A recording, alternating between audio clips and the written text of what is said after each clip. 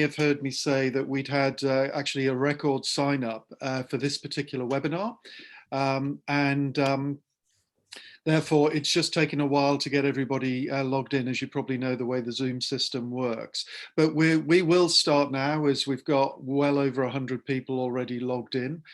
So good afternoon, everybody. My name's Keith Robson. I'm one of the board members of LHRC, and it's my pleasure to welcome you to this afternoon's webinar. I just wanted, before we get into the detail, just to say a couple of things. First of all, to first timers joining us, and there's probably a few on this one because of the huge sign up we had. A very warm welcome to you guys if this is the first time you've joined an LHRC webinar. A warm welcome back to those of you who are regulars. As you know, we usually do these we've resorted to webinars because obviously we can't do anything face-to-face right now. We're hoping to, in the autumn, get back to that. But in the meantime, we're going to continue with the webinar format. We've been averaging probably a couple a month for those of you who are regular joiners. And I'll tell you a little bit more about the webinars coming up at the end of this particular one. Today's one, first of all, is the psychology and reality of hybrid working, obviously something that must be top of mind based on the fact that we've had so many people sign up for it. OECAM, the consultancy, are leading us through this. They are one of LHRC's sponsors. We've got two speakers and a guest today. The two speakers are Gary Ashton, who is one of the partners at OECAM, along with a colleague of his, Julie Brophy, who I've known for some time, who's principal consultant at OECAM. And they've very kindly, and she agreed to, have one of their clients involved today, who is Jenny Sawyer, who is Director of People and Culture and Change at Stonewater Housing Association. So a big thank you, Jenny, for making the time to be part of this today. Just a quick word on the format before I hand over to Gary. This webinar is actually being recorded. So if that's a problem for anyone, now is the time to switch yourself off. But this will be available as a recording to revisit after the webinar has been completed. Gary and Julie are going to walk us through some slides for the first 45 minutes, getting Jenny to chip in as they go through them. And then we'll do a Q&A at the very end. However, two things. One is there will be a poll during the course of the presentation, which you're asked to obviously participate in. And OECAM are going to ask you two questions also during the presentation. And for those questions, please put your responses in the chat box. So thank you for that. And without further ado, Gary, I'm going to hand over to you. And thank you again for agreeing to sponsor today's webinar. Brilliant. Thank you very much for that, Keith. And yeah, warm welcome to everybody, wherever you are. I'm still stuck in my attic, as I have been for the past 12 months, but looking forward to a future where I can actually get out and meet some of you in the future. So quick introductions. My name is Gary Ashton. I'm a partner at OECAM and I lead the organisation development practice. Julie. Oh yeah, Julie Brophy. I'm a business psychologist and I'm a principal consultant in Gary's organisation development practice. And Jenny. So Jenny Sawyer, as you said, work for Stonewater. I head up HR, L&D and OD, and I've been with them since we merged back in 2015. So as you are all very aware that everyone's now looking to the sort of post-pandemic world and what it will look like, and organisations are thinking about how best to adapt to their ways of working. No one has the right answer. Everyone's trying to work it out. Everyone's trying to anticipate what it might be like. So what we're going to take you through is an approach that we use to help clients navigate their way into thinking things through. So what we'll do today is provide some context over what is hybrid working, the challenges that we believe leaders and HR are confronted with, which of course you'll all be well aware of. And then we'll go through a model that we apply for you to think through in terms of the psychological aspects that leaders need to think through of when you are operating in a hybrid world. And then we'll go on to implementing. So how do you actually take your thoughts and actually work out what's the best way for you and your organization? And then, as Keith said, we'll follow that with questions. So just a quick overview of OECAM, which is Organisation Effectiveness Cambridge. We cover talent development and organisation development. So those two, and of course, both the hard and the soft aspects of these are things that have been highly relevant, during the remote working of the last year, but also going forward in terms of how organisations are adapting. Jenny, over to you for Stonewater. Delay on my unmuting, classic mistake. So Stonewater, who are we? So started in 2015 following a merger. We're now one of the largest housing associations in the country. We operate in over 137 local authorities. So stakeholder management is obviously quite interesting for us. We own and manage over 32,000 homes, and we've got about 70,000 customers, predominantly renting, but we do have a number of shared ownership properties, so properties that people buy part of. And then we have some retirement living schemes for older people, some foyers for younger people, and some refuges for women escaping domestic abuse. We've also got quite an ambitious house building programme. So between 2016 and 2019, we were really proud that out of every 200 homes built in the country, one of those was a Stonewater home. And we've managed to continue to build this year. So we built about 600 this year. And then from this year onwards, we'll be building about 1,500. We're not quite sure how, but we have managed to improve customer satisfaction, lettings and sales this year during COVID. So hopefully when I tell you a bit more about what we've been doing, that might shine a bit of a light on how we've done that.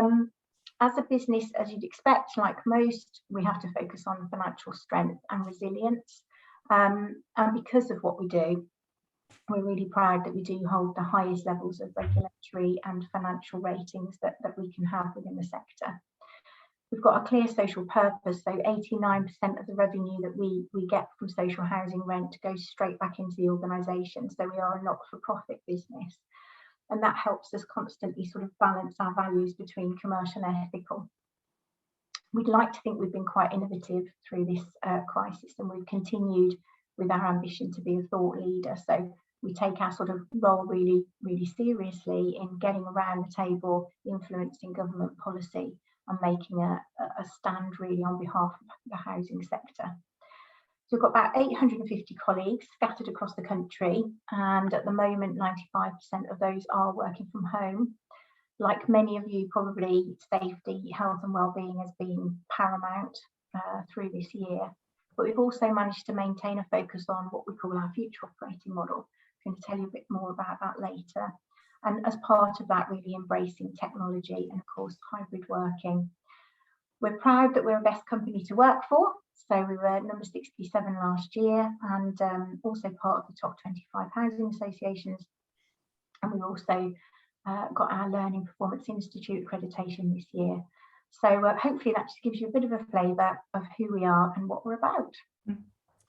Great, thanks Jenny. And so that'll be useful context for when we go through, and Jenny will describe how they're responding to the hybrid environment that we're all walking into. Next, we're going to now review what is hybrid working.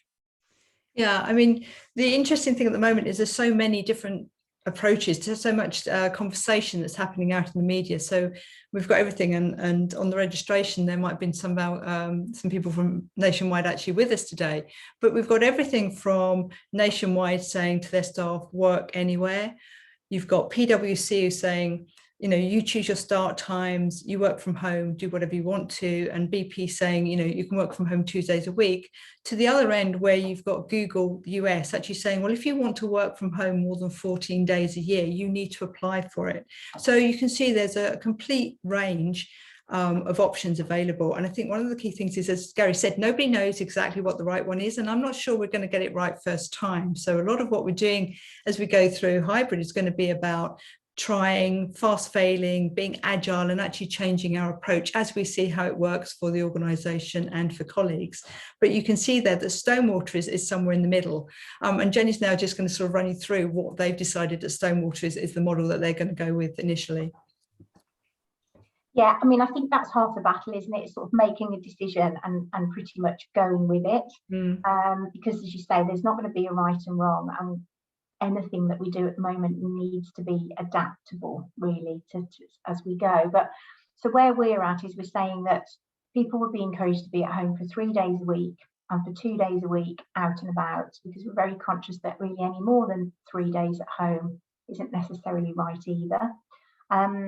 We've been closing offices through lockdown, so we made a decision quite early that we weren't going to need all of those, and that we weren't going to have colleagues with desk space anymore. So no one will be based at an office. And that leaves us with 3 what we're going to call hubs in Coventry, Bournemouth and Reading. So we're refurbishing those as we speak, and we'll be opening them up in the autumn. As I mentioned, we've got some schemes. So we do have about 5% of the workforce still based at those schemes, but we've also got some space in there. So we are going to test out whether or not that's going to be workable space for people to drop into. And then we very much want to make the most of what we hope will be lots of pop-up commercial and shared workspaces, because we can imagine that this sector is going to go completely off the scale, and encourage people to be using those, so coffee shops, etc., or your local library, or anywhere really that's free and close to home. So what we're doing is we've created a directory, and that will give information about the hubs, so where they are, how they can be used, booking spaces, etc., where the schemes are that you can drop into. And then the idea is that colleagues will actually add to the directory themselves and sort of rate the local space. So a little bit like a sort of Trustpilot review. And that's something that we're actively encouraging now. So we are somewhere in the middle, I think, of all those examples you gave, Julie. Yeah, that's why we positioned your logo exactly there. It's like we weren't quite sure exactly where you were. But sort of with what Jenny was talking about, and those options we talked about, we're really interested in where you are. So if you look at your organisational plan, which of these organisations are you closest to? Are you sort of moving towards the sort of nationwide work anywhere? Or are you sort of looking at where Stonewater are, which is actually sort of recommended 2 or 3 days working from home? Or with Google, we're actually saying, well, really, we want people to come back. Some organisations we've been talking to have actually not even thinking about hybrid working yet. They're going to see what happens with the market a bit more, and so they're thinking we'll wait till 2021, or in some cases the organizations just don't know what they do. So we're hopefully going to have a poll now, which actually just, where do you think your organization is at the moment?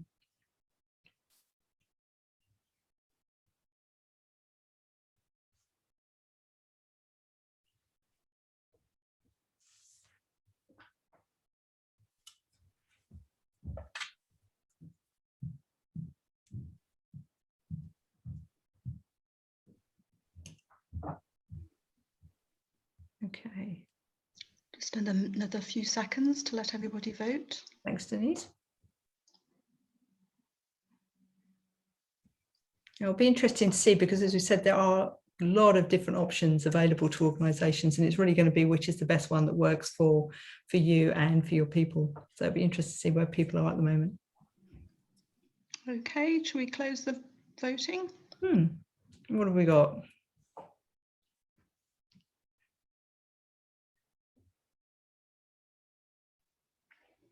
So we've got 14% for nationwide, 67% for 2 to 3 days a week. Yeah.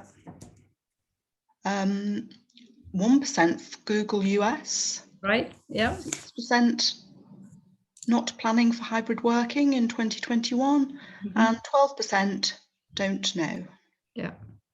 Okay, so you can see on this poll that actually we've sort of got that clear winner of the sort of balancing between 2 to 3 days of working from home, working remotely, or working from home, which is kind of the model that Jenny was explaining about Stonewater, and that working remotely isn't necessarily, that sort of remote doesn't have to necessarily be at home. It can be, as Jenny said, in shared environments or out into hubs. So, I mean, some organisations we've been talking to are thinking about having stipends for people, which is actually, you can have a certain amount of money per year to spend at going out and renting a space or sharing an environment with people. So thanks for that. That does seem to be the model that's winning out at the moment. Thanks for that, Denise. And I think sort of when we think about what is a hybrid workforce, I mean, the definition is really this combination of working from home and in shared location. And it's really about trying to get the best of both worlds. So obviously, as we've been through lockdown and working remotely, we've really sort of got used to that flexibility it's given us and the autonomy. But also with a shared location, it's about that sort of structure and sociability. So really, whatever we're looking for in hybrid working, that's the kind of combination we're looking for, the best of both of those. And Nicholas Bloom, who is an economist at Stanford University, actually talks, his view is that 2 to 3 days, or 2 days working, 2 to 3 days working at home or in the office is actually the best combination. And we'll talk about the kind of activities that really benefit from being in a location later. But what it means for leaders is they really need to have that emotional intelligence to be aware of how people are feeling when they're working remotely or they're working in this shared location. So one of the things going forward is how do we as HR, or how do we get leaders to actually be really emotionally aware of, have the EQ to really be aware and bringing people in and being inclusive in that. So that's one of the things we'll talk about later on, but that's one of the things for leaders. And I suppose the next question, which we'll go on to, is why actually go to hybrid working? Why don't we just bring back everybody that we, in the way that we did? Well, some research by Gartner have actually sort of said there's this expectation out there that employees really do want to keep some of that flexibility that they've had through the lockdown. So, this was done in sort of almost, nearly a year ago now, but even then, about 50% of people were saying that they wanted to come back, but they wanted this flexibility of working from home at all. Obviously, with some people, they've been working in shared locations all the time. There are some jobs you just can't do remotely. So things like retail or manufacturing, those kind of things. So really, knowledge workers have the highest potential to do the remote working. So when we are talking about remote working, hybrid working, it is worth thinking about that there are going to be some roles and some industries that don't have that opportunity at all. So I just talked about there are some activities that are done better in a shared location, and really from OECAM's perspective, what we've been seeing when we've been talking to people is there are sort of 4 areas where the energy and the immediacy of the face-to-face environment are really where we need a shared location. And these are kind of what we've headed up the 4 C's. So it's about collaboration. And quite often collaboration isn't a sort of formal thing. It's you bump into someone, or you see someone's in the office and you go over and you have a chat with them, or you bring people together to work on a specific project. And all of that really looks, the energy and the immediacy of being in a shared environment actually works better with collaboration. And the same thing around creativity. I mean, there's a lot of research out there that says creativity is best when you have time on your own to do some thinking, but then actually coming together in a creative environment. The third one on that one is the kind of complex decision making, and Gary will go into more detail about that. But actually, we think about decision making might actually be a quite structured process, but there's quite a lot of ad hoc stuff that goes on in decision making, and Gary will cover that later. And I think the one that probably everybody recognises is this cultural piece, is how do we maintain that sense of belonging and common ways of working. If you've been working with an organisation before the lockdown, you will have some social capital, because you will have relationships, you'll have social networks, you will know how people work and the way they do things, and you'll have taken that with you into the remote working period. But you have, a lot of people have been working remotely for a year, So the way they work will be slightly different. And if you're actually a newbie into an organisation, you've never actually seen the way we do things. You've never seen the way that people work in meetings or the little chats that go on. And that's all going to be new to you. So when we go into hybrid, one of the things that organisations really think about is what's going to happen when you bring all these slightly misaligned cultures back together that we've all brought back as individuals, or if you're new to the organisation, what is that going to be? So it's one of the things that organisations need to think about as they go forward to bring people together. So Gary's going to take us through some of the pros and cons of hybrid working. Yeah, so when there were some organisations, of course, attempted hybrid working during the summer, late summer, early autumn, when people were trying to possibly get back to the office for some people. And there was one client that we were with at that point in time, and at the beginning it was like, hey, it's going to be the best of both worlds. So flexibility is going to be great. But when they started to live and breathe it, there were some things which there was positives, but there was also negatives. And here's a selection of them. So the pro, of course, great. I, as an employee, I've got the flex as to where and when I can work. And actually, the meetings that I'm in, I've become more efficient. And I think we've all found that the productivity of the number of meetings we can have has really has gone off the chart.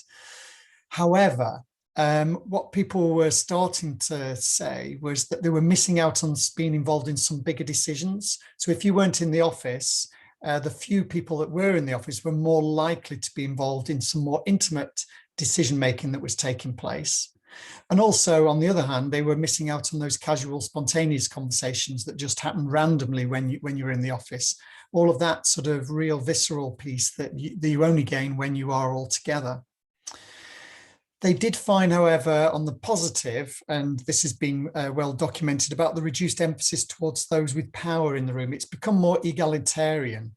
Everybody is the same size square on your Teams or Zoom window, and it feels like everyone is more equal, and no one can sit next to the person with the greatest power or opposite them.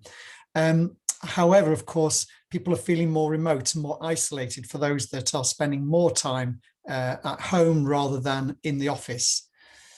However, that does give a feeling of independence, and people feel they're making more productive use of the time and are starting to, in their heads, present the idea of doing all that bloody commuting again that's going to appear. On the other hand, they are feeling, as time goes on, less connected to the organisation, and that becomes a risk. And they're actually finding it harder to develop beyond what they're currently doing. So the here and now is fine and highly efficient, but how do you make those lateral moves? How do you make those connections within the organisation?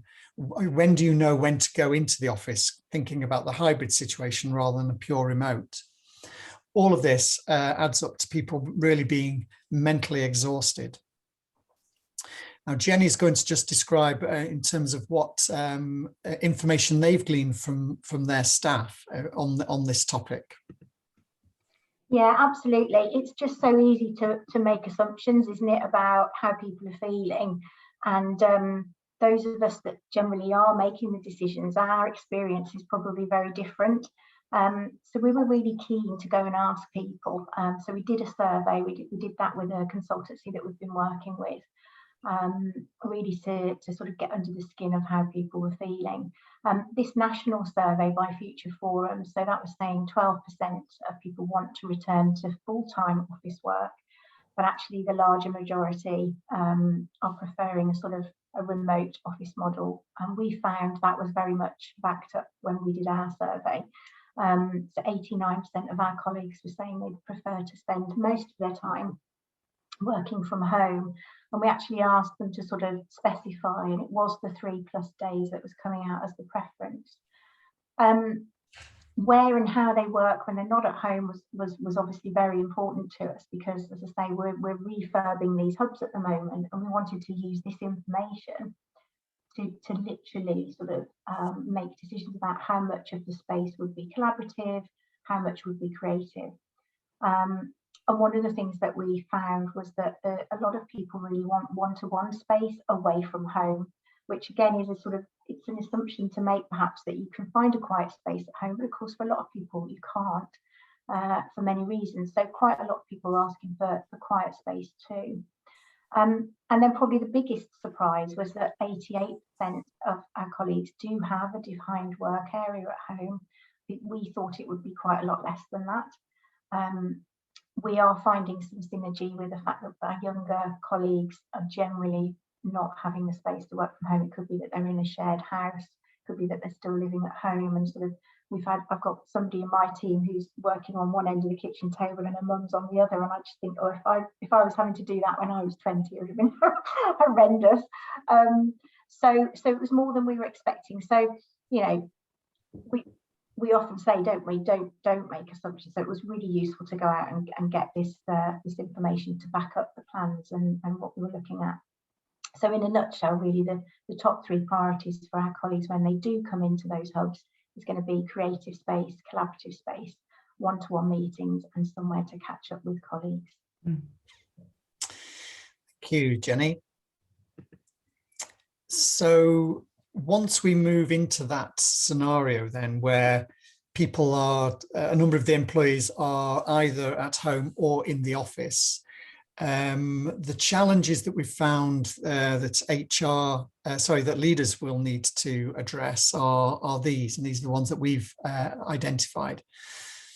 The first is about how do you effectively motivate and communicate with hybrid teams. It's all very well if though in the past, if they were all face-to-face and in the room, but now that they're going to be partly in the room and partly in their own homes, how does the leader engage with that kind of community? The second area is that there's an opportunity really of applying organisation design, or probably role design is probably more pertinent, to support the effectiveness of hybrid teams, because you probably can redesign how some work is done to accommodate for this new way of working. The third area is getting the right balance between command and control and empowerment. And of course, this has been a perennial anyway for leaders, hasn't it?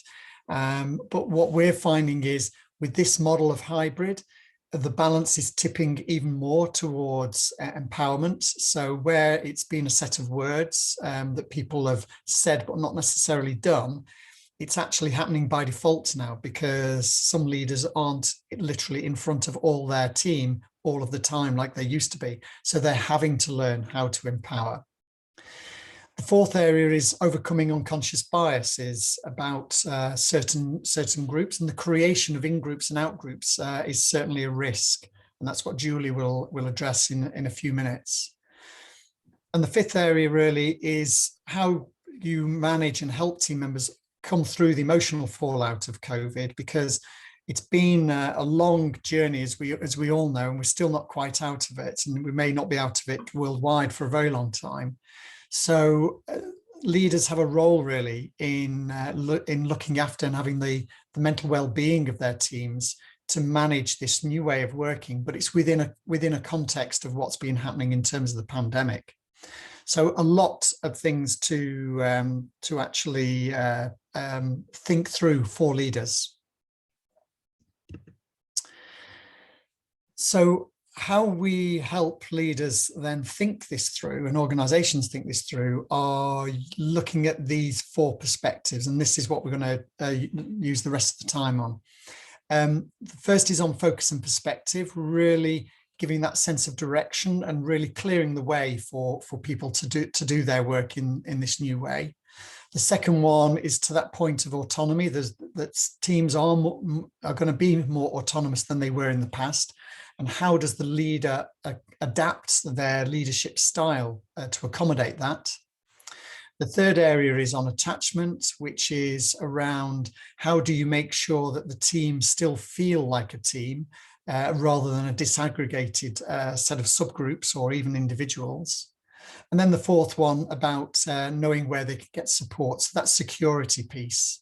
So leaders are having to get that blend of giving direction, giving autonomy and empowerment, maintaining that sense of attachment, and maintaining the well-being of their teams. All things that generally leaders have had to do, But in this new hybrid world, these are becoming in even sharper focus than they were before. So first of all, we'll go on to focus and perspective. In this one, what you will have identified maybe yourselves as well is that when people were working face to face, decisions got made in a more organic way.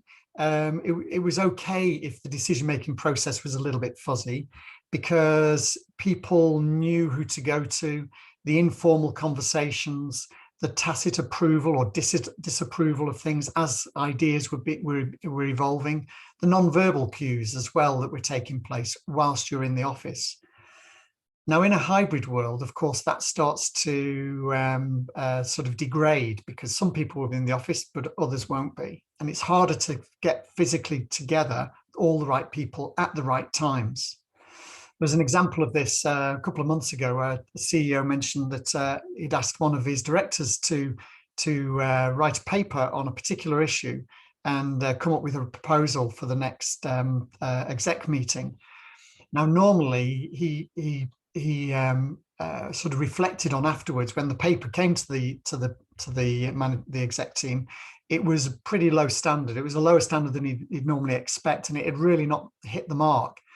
And he reflected on it in that normally he would have, during the course of the briefing and the delivery of the paper, he would have engaged with that director and others in conversation, more in an informal way, that would have helped guide and shape the paper as it went forward. But what had happened here was an extreme example of the person writing the paper had not really reached out to their stakeholders and tested their thinking as they were going along. And instead, they were more likely to go towards the echo chamber approach of just talking to the people you like talking to. And almost you then inevitably get the approval because they're like-minded, as opposed to dealing with the stakeholders that you needed to deal with. So as a consequence of that, the paper was of a less quality. What's also happening is, therefore, it's either lower quality or people are not buying into the decisions that are taking place. So this is why focus and perspective has become more important. And what it requires is, there are three areas really. One is really communicating the purpose and direction. So that's of the team, of the project, of the desired paper or what have you. Make sure there's a clarity about that, and you probably have to do more than you used to do. The second area is a bit about role design, where it may be that when you look at how work is done in a hybrid world, you may want to minimize the number of people involved in handoffs or interfaces. An example with one organization was where there was a number of people who used to always get together to sign off and hand over an asset from one part of the organization to another. And it had actually become part of a social engagement as much as a transactional engagement. Now, with the emergence of hybrid working, it was harder to have those people naturally in the right place when that kind of thing is needed. And so they've redesigned some roles and reduced the number of people who need to be there at the handoff. So that's one example, but you probably have others as well. And the third area, which is more important in general decision making, is be very clear with the people you need to consult with, and make sure you engage with them and know when you're going to engage with them as you are in the process of making a decision, from framing the issue to diagnosing it, to coming up with options, all the way through to coming to a conclusion. All of these things need to be made clear, and you need to know when you're engaging with them to really make sure that the decision is going to be an effective one. So these are some areas where focus and perspective is really important, that everyone knows where you're going and you've cleared the way. Jenny will just give us a couple of minutes on sort of what Stonewater have been doing to make sure there's focus and perspective. Yes, so this is what we affectionately call our big picture. So you'll see what we've done there, because we always talk about visioning, don't we, and painting a picture for people as to where they're heading. And so we do tend to take things quite literally at Stonewater, and we have done in this instance too. So I thought I'd share this by way of sort of, I suppose, explaining how we had already started the journey towards mobile working. and how we'd gone about getting people on board with that. So this picture was hand drawn for us by an amazing organisation who I can't recommend enough, called Create Relate. And they worked with us over a number of months, where they basically went out when we could meet face to face and held some focus groups with colleagues who actually sort of helped to draw this picture. So it starts over on the left hand side, where we have our merger, and that's our flags of our values there. Then it kind of was bringing people up to where they were currently. And then over in the far right hand side was where we were heading for 2025. The bit in the middle was the bit that we knew was going to be really tricky, because that's where we were essentially talking about very different ways of working. And down in the right hand corner, you'll see an elephant, and that was to represent the literal elephant in the room, which was for us that we were going to go patchless. And that essentially meant that we would be taking people out from working locally in their sort of small groups and areas and moving to a national and centralised model, which we knew for our colleagues and customers was going to be a really difficult transition and quite unpopular in many ways. So we were able to sort of explore this with people through this, articulate how they were feeling. So those little bubbles are actual phrases and quotes from what colleagues said. And I know you can't see the detail of it, but there are as many negative things in there as there are positive. So it was really about making sure people could see that we were really listening to how they felt, and we really understood the hopes and fears. So we were sort of on this trajectory, and then if you just move on to the next slide, we of course COVID came along and put a little bit of a dampener on our fantastic plan towards Stonewater 25. But I think because we had it, and because we'd been able to talk to colleagues and understand how they were feeling, it was far easier then to say, oh, okay, we are still heading into the distant bottom of the rainbow. It is the same destination, but we're going to have to just take a little bit of a different path this year. So we sort of used this reset, reconnect, reimagine for this year and for last year and this year to really explain to colleagues what that was going to mean in the COVID year, but within the context still of that big picture. Thanks, Jenny. So yeah, it was giving clarity really in terms of how people understood and make sense of what decisions were taking place in Stonewater. Yeah. The second area is on autonomy, and this was really to do with the mindset of the leader. When the pandemic struck, a lot of organisations, you will have experienced as well, the senior managers really took control of the organisations more. Now that we're becoming to more normalised, dare we say that word, a situation, senior managers and execs are weaning off that sense of control. But even more so because of people working in a hybrid fashion in the future, and the need really to engage with your customers because the business is more challenging, then it becomes more important to empower teams. But a lot of the time, this means the leader's mindset needs to change. It's not an issue for the employees or the team members, it's an issue for the team leader.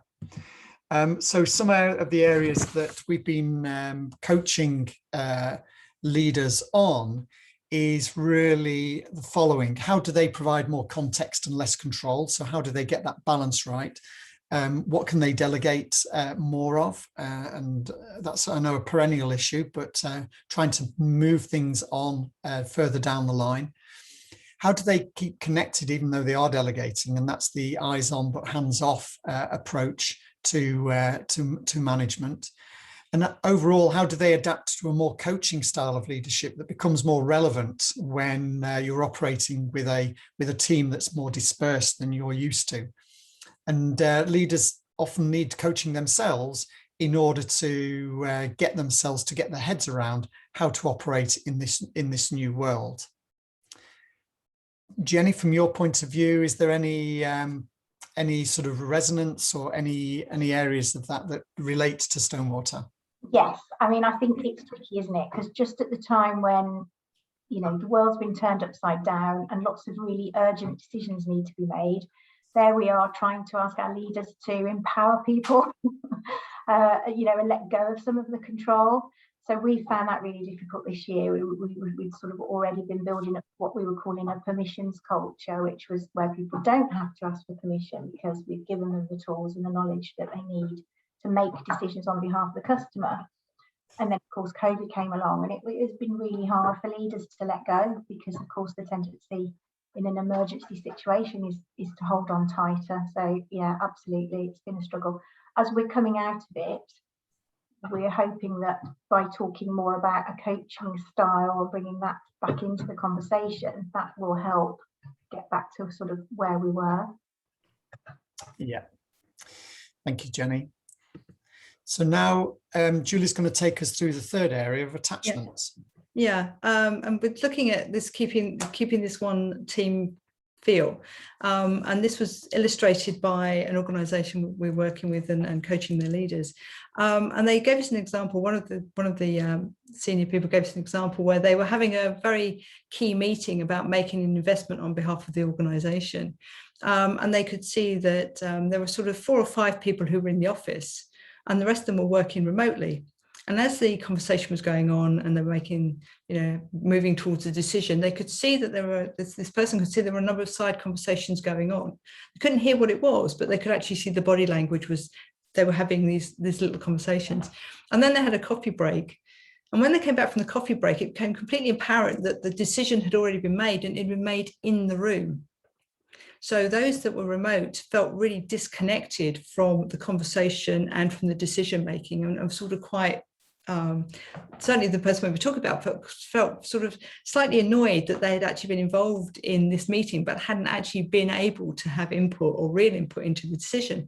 And this really is an illustration of what we'll see on the next slide, which is some of the key things about this blend of working remotely and working in a shared environment. And one of the things that's going to be really key is about this in-group and out-group that Gary talked about. So you don't just have the kind of people who are in the office, but you need to remember that everyone who's in an out-group, if they're working remotely, is working as an out-group of one. So they're not going to have the normal kind of ad hoc colleague conversations that they could have about, oh, wasn't that a terrible meeting, or where did that decision come from? And they're feeling quite remote, not just from the organisation, but from their colleagues. So we need to be very careful going forward that in-groups and out-groups don't become very embedded, especially if people have the ability to go into the office more often. And some of you, as catching up in the chat, was saying that you're not going to mandate what days go in, what days people are going. So they can go in 2 or 3, but they're not going to say which ones they are or be particularly structured about it. And that's going to lead to something which we call present privilege. So if Gary talked earlier about not being close to people in power, but if you know that a senior director or a senior person is going to be in the organisation, that's quite likely to be the day that you're going to the office, so you can actually be there with them. And Gary's got a great example of how this present privilege actually changed the kind of the power politics in an organisation. Yeah, it's a business where they've got 2 main head offices, and it just so happened that a lot of the senior managers of a particular directorate lived near one of the main offices. And the junior members lived near the other office, but also the executive director also lived near that second office. So it started when they were having the meetings. They would have 2 team meetings going on in the respective offices, and then some people would be remote. But the executive was sitting with the junior members. And that was starting to change the dynamic for the senior managers, because of course, when you're directly with and sitting next to some junior members, and the exec wanted to sort of get them engaged, he was starting to support and lean towards the junior members. Now, a lot of people would say that's great, but all I'm saying is it affects the dynamic. It affects the dynamic of his relationship with his direct reports who happen to be in the other office. And of course, it affects the relationship between the junior members who actually report to those senior leaders who are in the other office. Yeah. So that's kind of in groups and out groups and the present privilege. I mean, one thing we need to be really aware of is within groups and out groups is they form unconscious biases about each other. Unconscious bias is not always a bad thing. It helps us to deal with the amount of information that we gather in the world during the day. But we have to be aware of them, because there's research out there that says, in terms of in-groups and out-groups that are based on location, that people who are together are much kinder to each other, but also are much more forgiving of underperformance than their colleagues who are remote from that in-group. So we need to be really aware of that. And the other thing, of course, going forward is that if we have got people who've been encouraged to work from home, what does that have on, what kind of effect does that have on their development or on their opportunity to actually get the good projects? Because if you have a group of people who are around you and you've got this great project, it's really easy to go to the people you know and the people you're seeing. So we need to be really careful in the way that we implement hybrid, in that we're not actually sort of reinforcing any kind of discrimination, because in some cultures it's more likely to be the women who are going to work from home because they'll have caring responsibilities. I'm not saying that's everywhere, but there are some cultures where that is. And if you're then actually sort of saying, we're going to encourage you to do this hybrid mixing, but you can't come, you know, you don't have that ability to come into the office, are we actually unconsciously setting up discrimination as well against certain groups as well? And one of the other things as well that we saw with this example I gave you earlier of the executives, it starts to deteriorate trust, because if you're actually if you're in a meeting and you are putting your input and actually that's being totally disregarded and isn't being taken into the decision making, it can actually deteriorate trust. So in-groups and out-groups are something that we really need to be aware of when we look at what we're designing and when hybrid is implemented, and just really being conscious of it and getting leaders to really role model that kind of hybrid working that we want. So saying to leaders, don't come in Monday, Tuesday, Wednesday, because if you get that, that's probably going to be the days when your car parks are more full than Thursday and Friday when they're not in the office. So leaders have a role in that, but also HR very much have a role in that when you're setting up policies. Because I know, as you say, some of you were saying you're not going to actually stipulate, but you need to just be aware of what that might impact. So the next one we were looking at is really looking at maintaining security and maintaining the mental well-being of our team. I mean, there's been a lot of conversations about well-being, and I know working with Jenny, there have been lots of things that they've been doing to help maintain well-being. But one of the things we found when we've been coaching leaders is they're starting to get into this kind of self-limiting belief, because in an office you get lots of ad hoc cues and kind of pats on the back and appreciation for what you're doing. So someone might walk past your desk and say, that was a really great comment that you made in the meeting, or they see you in the office and say, I really wanted to ask you about, because I know this is an area of your expertise, or could you give me your opinion on this? And that kind of helps us to reinforce our own view that we're performing well. And obviously, if that's remote, that doesn't happen. You're not likely to set up a remote call just to say, that was a nice comment you made in the meeting, or can I just tap your brain for 2 minutes? That's not really what VC supports. So we found in some people we've been coaching, they've got into this negative cycle. And so for leaders and for HR, it's about setting up this psychologically safe environment where people do feel that they're going to be able to talk about some of the challenges they've had, and not be either sanctioned for it or not sort of be ridiculed or not being brushed off. So leaders have responsibility around that psychologically safe environment, and also helping them to mitigate their own self-limiting beliefs. So it's about, when people come back, a lot of it is about focusing on what we have done really well. I mean, lots of organizations have done fantastically in COVID. They've still delivered, they've developed people, they've functioned well. You know, there are good things that we can take away from this time. And it's about looking at some of those positive things and also using very positive bias language. So, you know, if someone is struggling, it is about what you can do to help, what support you can give, where to direct them. And I know, Jenny, you've been working on that in Stonewater. Yeah, there's a lot there, isn't there? I mean, I was just in a meeting yesterday with a team that has really struggled because they've been restructuring through COVID as well. I think it's a good reminder sometimes of some of those good old tools that we forget we've got. So this was clearly a bit of survivor syndrome going on. And as they were talking and I was listening to how they were feeling, it was reminding me about the good things we know about how to support people. And actually, we'd overlooked that really in that process. We hadn't given them that kind of support. And we were talking about how if you've just had a really tricky redundancy conversation and the person didn't respond how you're expecting it, they've been quite upset or whatever.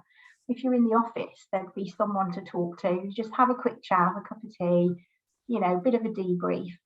So we need to create the space for that to be happening, don't we, virtually? But it's going to take effort to sort of catch people in those moments. Yeah.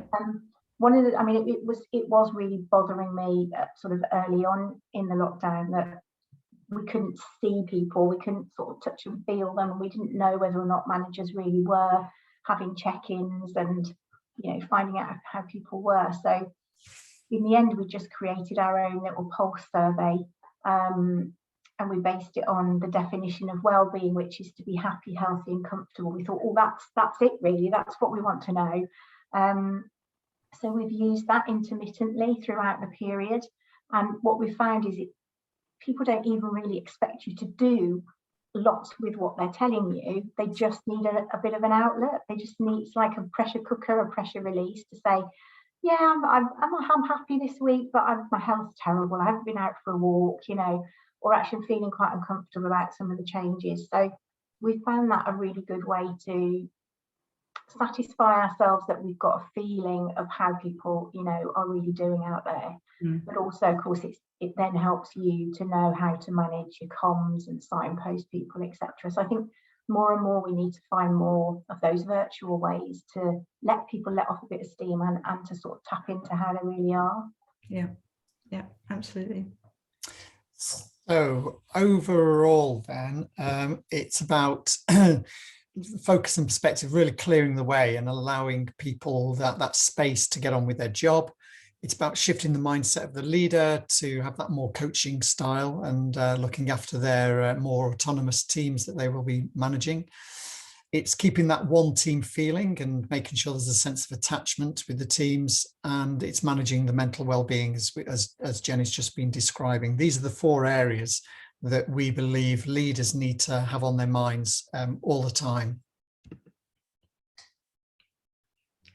Yeah, so we just wanted for you to reflect and just thinking about where your organisation is, thinking through the applications of the approach. So what is your organisation actually doing? Because Jenny talked there about a survey. So what other things are your organisations doing? So if you put those into the chat, we can share them. So what is your company proactively doing to think about those implications?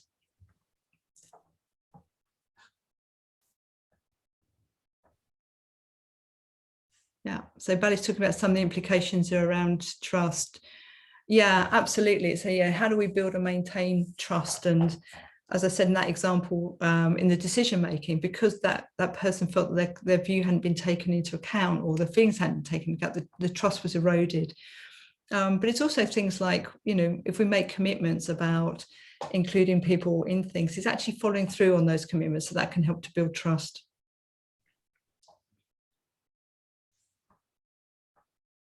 Having regular updates, regarding home working. We've done workshops and surveys involving the team. So that's Joe was saying, it's involving the team and they're pulling together.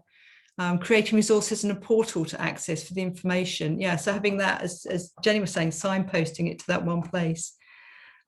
Surveying staff, making wellbeing central to all everything that we're doing. So Janet's been having listening events. So there's a lot of stuff out there that's been happening. So it's a sort of mixture of surveys, portals, bringing information together, providing guidance and support. And Janet there is talking about creating a new set of management commitments that include the concept of managing by outcomes. Yeah, I mean, that's a great thing. I mean, moving away certainly from that kind of presenteeism that might have been there in some organizations, and looking at, what it is you do.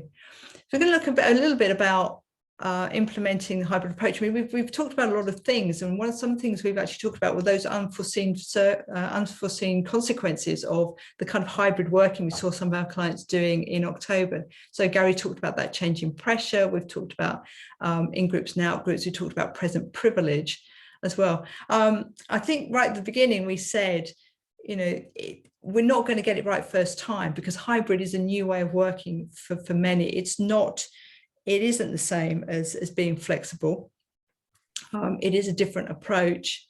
It's more than being flexible, because there are, flexible might be, well, one day a week I'll work from home because it means I can do this and this. This is a different way, because if we're working more away from the office than we are in, there's things like, what does it mean for your career? What does it mean for your opportunities for working? What does it mean for things like promotion? If I haven't been in the office very much, and certainly haven't coincided with my manager, how do they view me when it comes to promotion time?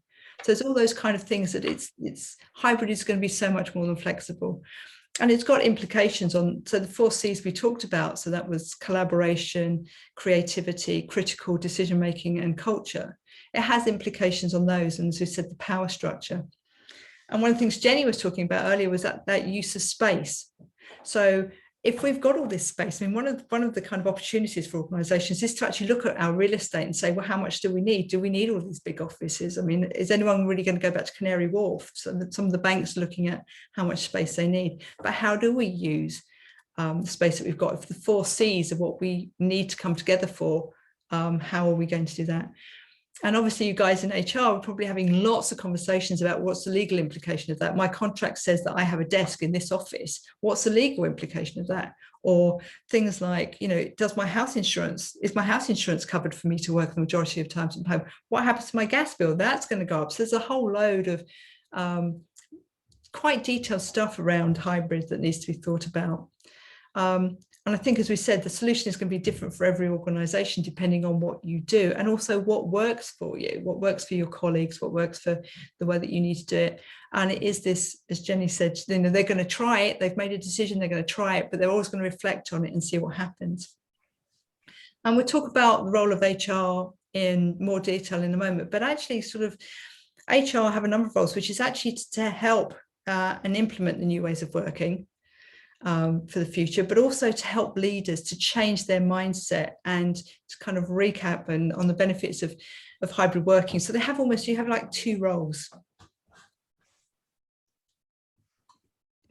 So I think we're going to actually now look at sort of Jenny's implication there.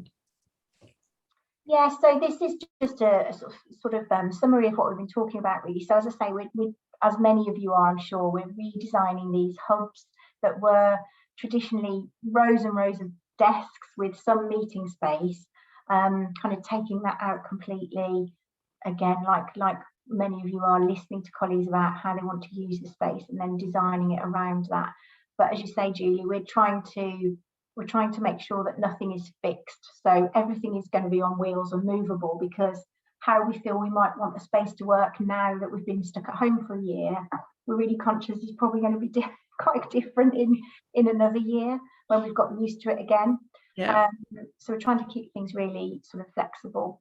But yeah, just really reinforcing the idea that we want to encourage people to work, all sorts of different places. As I say, local spaces, using the parks, etc. And then coming together, as you say, for those cultural events. So we're lucky because we're not very big. We're able to hold an annual event for all of our colleagues where we're all in one room. And obviously we didn't do that last year. We're not doing it this year, but really looking forward to being able to do that again. And I think we will make even more of that event now, because that will be, when we're officially sort of coming back together. So yeah, keeping it flexible, obviously looking to make it very modern, and really encourage that co-work and collaboration when people do get together.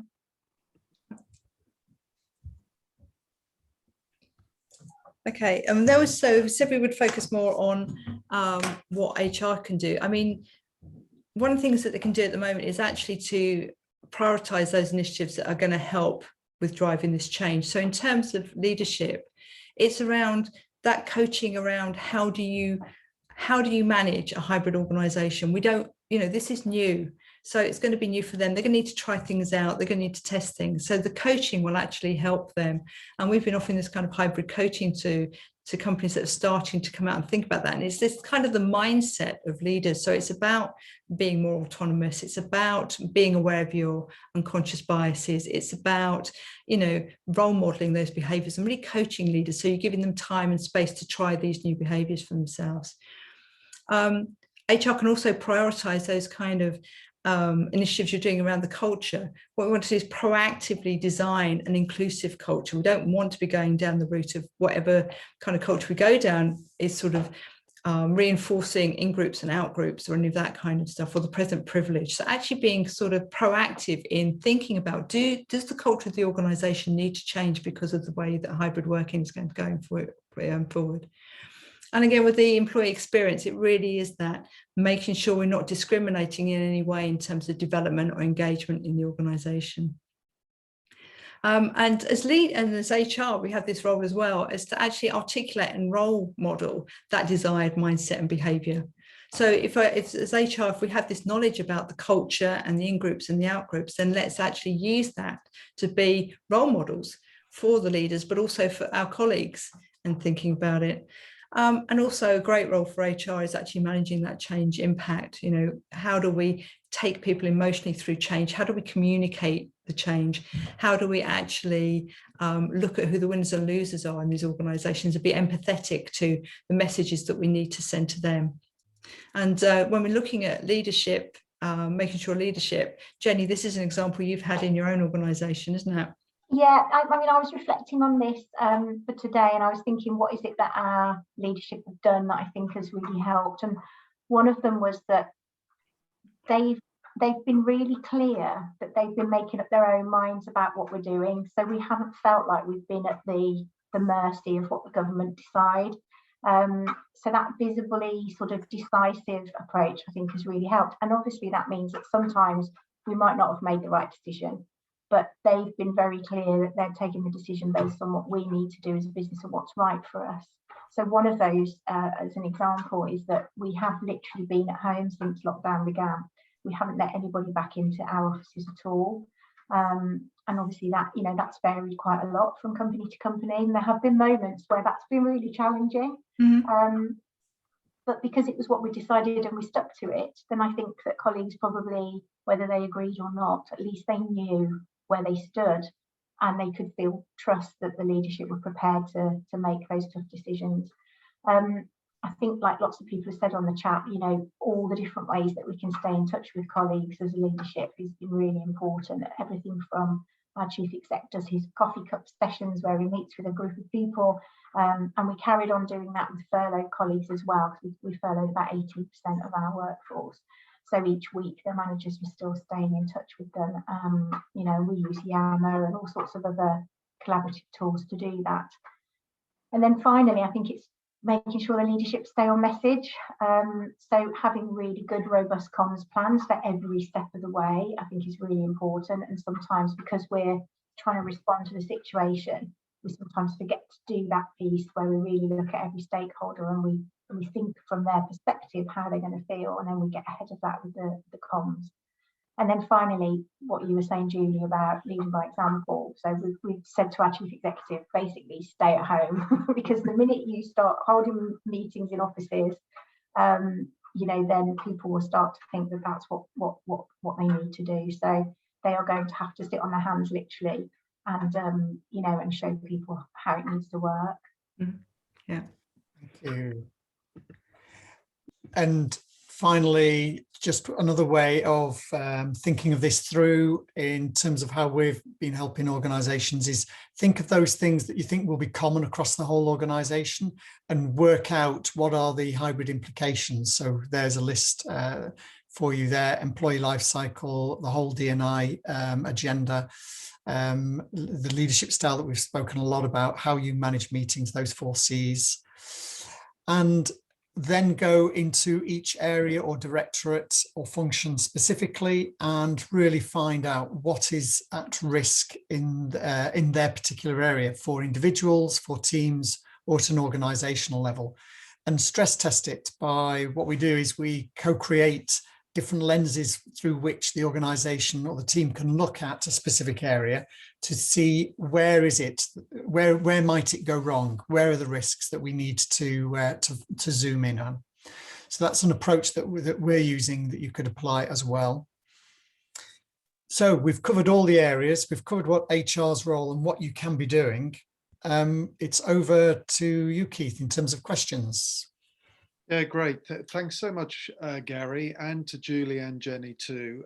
Really appreciate that. I would ask the audience now, please, to start loading up any questions that you have.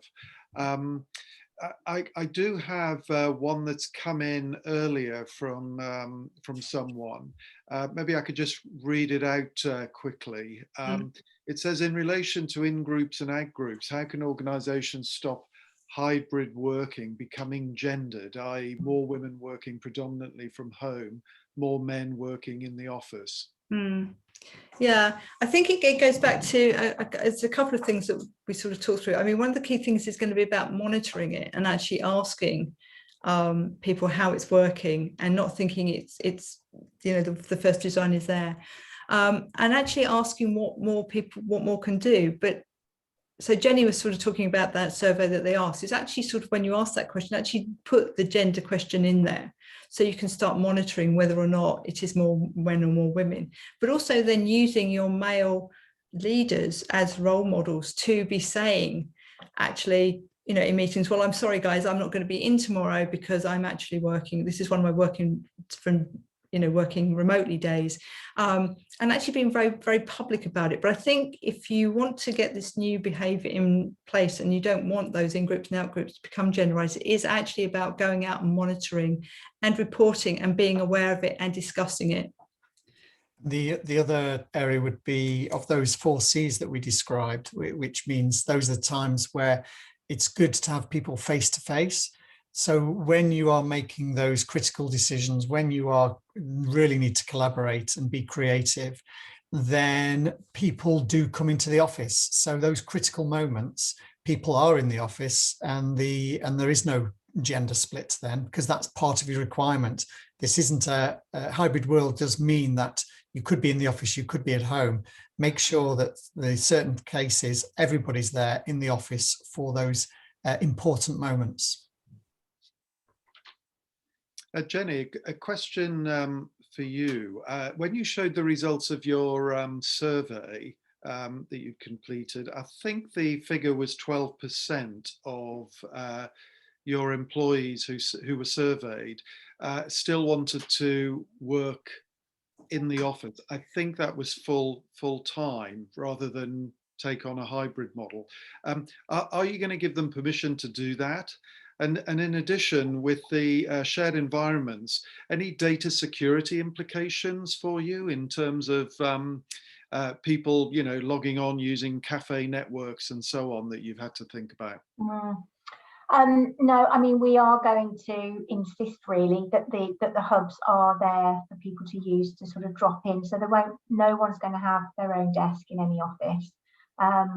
And we have already started to set out sort of guidance around what you would be coming into a hub for, because it's like with anything, when you're trying to work differently, people do need some parameters, I think, to work within. Yeah, I think the 12% was from the national survey as opposed to ours, but equally there are a handful of people across the organisation who are still saying, yep, 5 days a week in the office would be great. A lot less than we were expecting, but we are going to be working to make sure people are clear that that's not how it will work. Just in terms of the data, I mean, feels like we've been on a bit of a journey already with that, in terms of suddenly everybody working from home and all of what comes with that. But you're right, I think when people are out and about working in public spaces, that will be different. We had quite a lot of people mobile working anyway, so I think we've been through some of that pain in terms of setting up security systems for that. But yeah, definitely something to work with our IT partners on. Great, thanks. A specific question around mental exhaustion, which came up earlier in the presentation, and someone's asking the question here, why the three of you would believe that remote working contributes to greater mental exhaustion.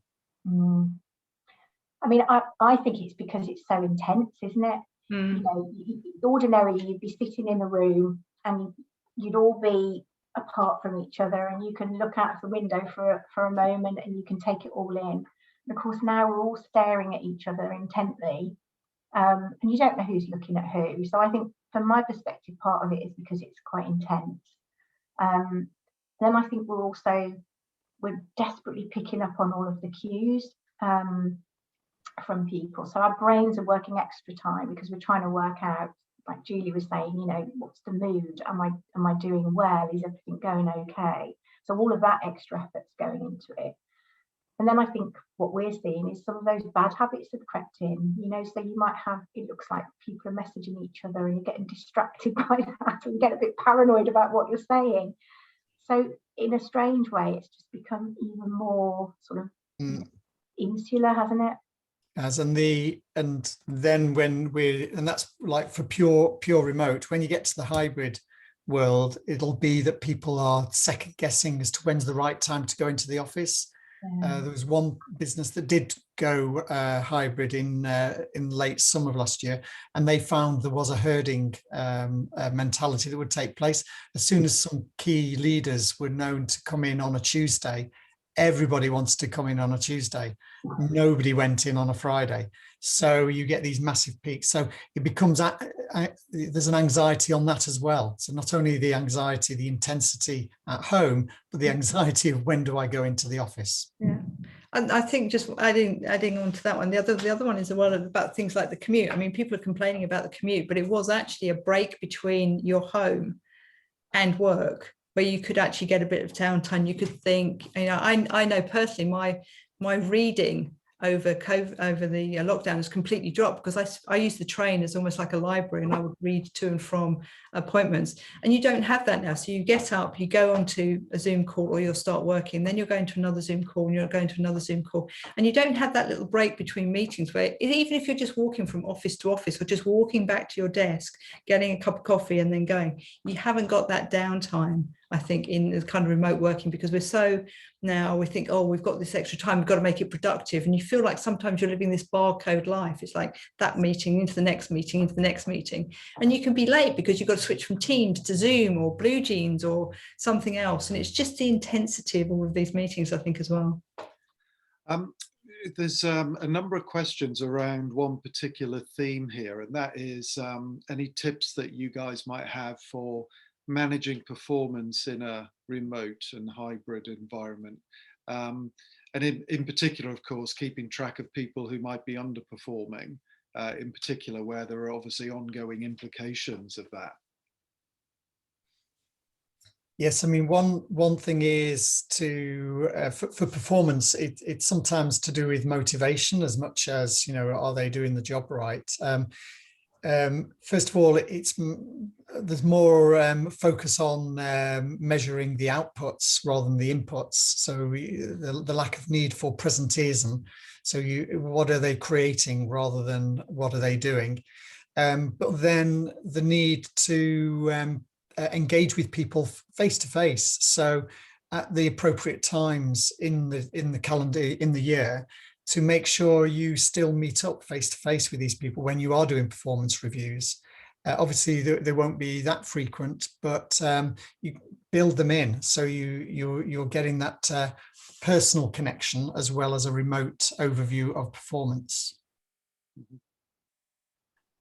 Yeah, I think it's going back to basics again as well, isn't it? A bit like with us talking about the survivor syndrome stuff, and thinking about, as you say, outputs, really, you know, that you're looking for rather than what's going in. Having objectives set for colleagues and making sure those are being monitored, and that's what we're recognising performance based on. It's interesting, actually. I'm just looking through some of the questions coming in here, and this is not to belittle the questions, but there are a number of questions that are really quite simple, factual, kind of basic type questions, which I guess given where we're at, no one's got previous experience to draw upon. It's the kind of thing that are likely to, you're likely to take forward in your career. You've been there before, seen it, got the T-shirt. So for example, just to give you an example, is there a way of setting days? Would you recommend having set days when people should be in the office so that everybody's around at the same time? Or how do you actually manage the practicalities of that to make sure that, certain teams are in at certain times? I mean, the advantage of having certain teams in at certain times is you've got that one team feel. But as in Stonewater, as Jenny was saying, they're actually cutting back on that office space. So it might not actually be practical to actually say every team's got to be in at the same time. But what you don't want in that is to have almost like the team splitting two, because then you've got an in-group and an out-group within that team. So the flexibility needs to be in there. And I think it is going to be at the beginning about monitoring who comes in when. So it's not like ticking off a register, but it is about making sure that you've got people role modeling, and especially with leaders, don't get into a regular pattern so that you're not sort of setting that pattern of when everybody comes in and comes out. Yeah, one of the other questions here, and Jenny, this is a little bit to what you touched on earlier, was whether you had any experience of employees who simply refuse to come to the office, actually just want to stay at home. My puppy's decided now is the time for her to start shaking her toy and being a complete nuisance. So I'm really sorry, I'm trying to get this toy off her. Classic home working scenario. Yeah, and it's really difficult, isn't it? I mean, I think who would have thought that we could have our workforce working from home to the extent that we have? The amount of trust that's taken has been huge. And of course, what we found is that performance hasn't dropped off, actually. People are still doing their jobs. And I think somebody asked about what do we do if we've got poor performers pre the pandemic. And, it is difficult, but I think we just have to trust that people are adults and that we need to let people make decisions, especially managers, about where they need to work and how they need to work for any particular task, or, and so for us, it's going to be very much, we're creating these spaces for you, we're giving you some parameters, but really within that, you decide what you think is best, and we will keep a watching brief on how that's going. Yeah. Just a question for one of our board members, actually, in making the point that it's fair to say that a lot of the leadership behaviours that you guys touched on are not necessarily specific to hybrid working. They would apply irrespective of the working environment. Would you agree with that? Yeah, I mean, for me, the way I see it, because when we've looked into this and then worked out what really works, it's the basic fundamentals of great leadership, but it's become even more critical. Before, for an office, for someone who's leading a team or set of teams within that happen to be in the office, they could get away with less than high standards of leadership. So although those fundamentals have always been there, it's become even more critical now. That's the difference. Yeah. Okay. A question here, which I think is fascinating, around the challenges of skills-based roles when people learn those skills better by witnessing others do it on the job, particularly in the tech space. Again, just your guidance, advice, insights in terms of whether you've seen organizations who are looking to address that right now. If you go back to the Google example in the US, where they're saying if you want to be out more than 14 days a year, you have to apply for it, because of that exact kind of thinking, that the creativity and the mentoring and that needs to be done in a collaborative space. And I think that's why all the solutions are going to be quite different for different organizations, because when we look at what we've suggested with the 4 C's of why you would need to be in the office, it may be that kind of mentoring and that training is another reason for you to bring people back into the office, to actually be very conscious of why people are coming in and make those opportunities for people to come in and do that training. Or if it is that the best way they learn is by being with someone, then just accept that that is something that needs to be done in the office and accommodate it. Yeah. Jenny, a specific question has come in for you, please, as to whether you've given any consideration to allowances or subsidies to those who work from home as you're continuing to roll out the hybrid model. Yeah, we had a really tricky situation with this because we were already on the road to mobile working, so we've got quite a lot of people that were home-based contractually already. So I was one who were getting a bonus because we'd effectively bought out some other bits and bobs. So of course, as soon as we went into lockdown, we started getting colleagues saying, well, I'm home-based now, so where's my bonus? We're always talking about affordability, so that helps as a sort of a bit of a backdrop. But it's something that we've had to think very carefully about. So what we've done is essentially we did extend that bonus to home workers for a short period. So we've made it really clear it's temporary, because again, we keep trying to explain to people that we haven't got all the answers yet. You know, we're working this through. So we have given a bonus, a small bonus for really the cost of working from home, like you said, Julie. You know the effect on your bills, etc., just to cover that. But we haven't made a change contractually yet. And what we're saying is wherever people were based, you know, before lockdown, still is the case contractually. And we will review that later in the year, depending on how this hybrid working goes. And of course, then we might need to look again at sort of buying out some of the allowances we've already got, looking at what else we might be able to do for people. So it's a bit of a watching brief really on how that's going, and trying not to overcommit at any point, and you know, do something we can't afford. There's a question also about culture. That's obviously one of the areas that is seen to be impacted, and how you kind of retain the consistency of culture within the organisation if everyone is dispersed. And obviously culture, Jenny, is part of your remit. Just interested if you'd actually looked at any of the implications of potential impact on your own company culture by proposing the hybrid model that you have. Yes, I mean, I think we're always looking for the positives. So our organisation has the majority of our workforce are actually customer-facing colleagues in housing. So whether that's through the contact centre or, as I say, people that were out in schemes, or actually those that used to do sign-ups. So the majority of the workforce was out there customer facing. What we're now seeing is that because we've been closing offices, which was actually more the minority of the workforce that were actually based in office, that culturally this fits us better. I wouldn't have seen that before, quite honestly. So I think, you know, you have to look for the positives sometimes with the culture that you're changing. I think we were always moving towards mobile working, so culturally that's lending itself very well to where we wanted to be, you know, making the most of digital and you know, and automating as much as we can. So that's lending itself culturally.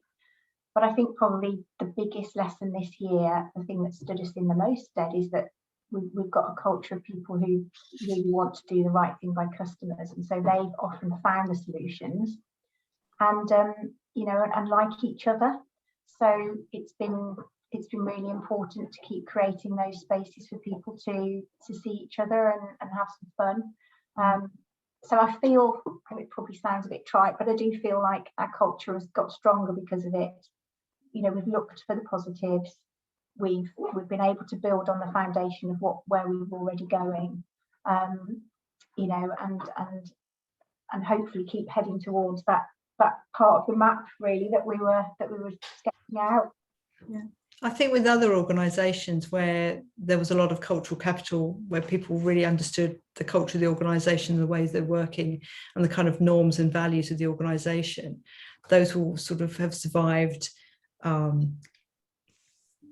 better, if that's the right word, over this period, because it will have declined because you're not getting those reinforcers. And if you've got new people who've been recruited during this that aren't aware of the culture, I think when people come together, there will need to be sort of time and space to kind of readjust the way that we're working. So there may be some sort of increase in sort of slight tensions between people, or sort of slight disputes, but I think organizations just need to recognize that and have time, and actually, you know, even think about maybe going back and almost re-onboarding people so that you reconnect them with their values and the culture and the way we work and our purpose, just so that people are a bit more aligned. I think it's just that kind of, it'll be that sort of norming, storming, performing, you know, approach of new teams, but it would be like a lot of people coming together with a slightly different way of working now, a slightly different norm and values, and a slightly different view of the culture when you bring people together. Great. I'm conscious of time. We're getting close to the top of the hour, and maybe I could just wrap this up by saying a really big thank you to you, Gary, Julie, and Jenny, for the content of the webinar today. It's as I said at the very beginning, we had well over 300 people sign up for this, which I think is a record for LHRC. So a clear sign is, if we needed one, that this is a specific subject that obviously is of huge interest to a lot of people. And as I said earlier, a lot of practicalities involved in actually bringing it about, and no experience necessarily to draw upon. So a big thank you for today. Just one thing before we sign off. We have our next webinar coming up on Wednesday, May the 12th at 4:30, which is surprise, surprise, aligned to the emerging from lockdown again, reopening for business, vaccinations, testing, and the role of HR is the subject. And we're going to have medical and security experts from International SOS leading on that, along with a number of senior HR professionals. So do look up that particular webinar.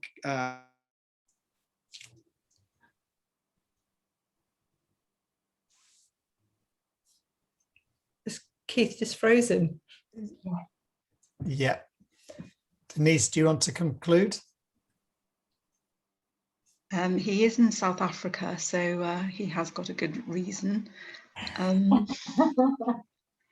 We can give you the information on the next webinar in the follow-up email that I'll send with a recording link. Okay, so thank you to everybody for joining us today, and we'll look forward to seeing you at our next event. Thank you, everybody. Thank you. Bye-bye. Bye. Bye.